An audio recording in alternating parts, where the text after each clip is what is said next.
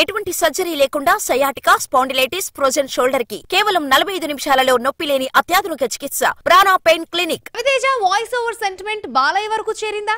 Mass రాజా voice ను నమ్ముకున్న సినిమాలు ఈజీగా గట్టెక్కిస్తాయా?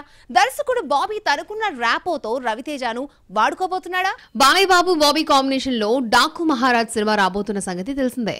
ఈ సినిమా జనవరి 12, 2025 గ్రాండ్ రిలీజ్ కి సిద్ధంగా ఉంది.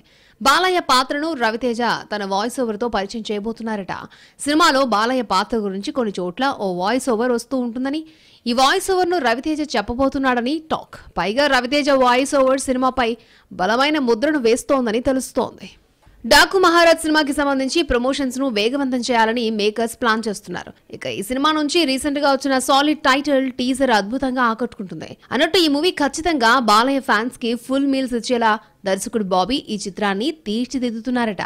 ఆ మధ్య అన్స్టాపబుల్ షోతో బాలయ్య రవితేజల మధ్య ఎలాంటి ఈగోలు లేవని తేలిపోయింది. బేసికల్లీ రవితేజ వాయిస్ చెప్పిన సినిమాలు హిట్ అవుతాయనే సెంటిమెంట్ గట్టిగా ఉంది. అది ఉంది కాబట్టే నాని, రాజమౌళి, మర్యాద రామన్న, ప్రశాంత్ వర్మ, హనుమాన్లకు ఆ వాయిస్ ఓవర్స్ ఎంతగానో హెల్ప్ అయ్యాయి.